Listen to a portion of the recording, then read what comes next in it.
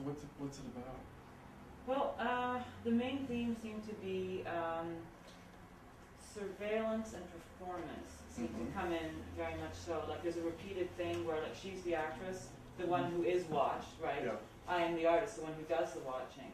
And we are sort of in this situation. The stories that we're telling are all to do with them, like the so-called the junkies, or all the people in that neighborhood, of course, who are constantly trying to cast us to get something out of us. It comes down to that, right? And so, what was I going to say? The telling of the stories away for us, I guess the main storylines down there are spare change, fuck you, escape, eviction. Escape and eviction are often, it's very kind of tied together. So it ends with us being, with the little evictions, we're being evicted, in character kind of thing. What am I going to say? So things like imitation or complete refusal to imitate, those things, looking like, kind of becomes important in there.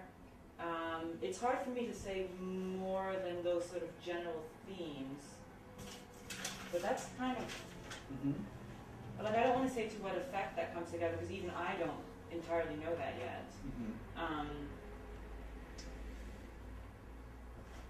I think I don't want to say too much more about it unless you ask me a more specific question, because, yeah, there's a constant thing that comes up where she says a lot, they are constantly watching me, and it's the windows of the Dominion building where her agency is, and also, specifically when we're talking, yeah, they're constantly watching me. There's a whole scene with, they see me, walk in here, who's groceries, and it becomes a huge, like, parrot kind of being watched, and yeah, I'm being watched, and it becomes a huge thing.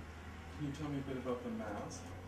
Yeah, that's the sort of, there's different layers of kind of how somebody, in the story when you're talking, how somebody might see you, or is it you presenting yourself, or you presenting as someone else might see you? That's when the mask kind of comes in. Like I use it first, I don't think I ever use it again, oh yes I do, at the way end, as the impersonation thing, and she said, well, I'm like, well, how was that? She said, well, dick about acting, and then she kind of is the mentor a little bit, and kind of takes over, but she's not a very successful actress. You hear it by what she's saying, like that's not working either. And in the end, you'll see, like the monkeys, that's monkey see, monkey do kind of a situation. And it's not gorilla, though I know some people might say gorilla, gorilla girls, but I'll say it's a monkey. If you want to think gorilla girls, go ahead, but that's not going to help you, basically. What was I going to say? In the end, for the repeat clip, there's that clip that I used in that other piece of the monkeys watching television. And kind of freaking out when the restricted cougar kind of comes on.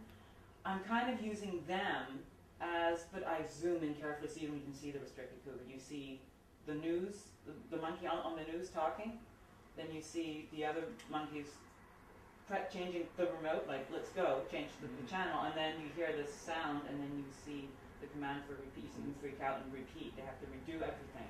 They have to relearn again. Because the point of that whole thing was that people pick up by what they see, they imitate, right?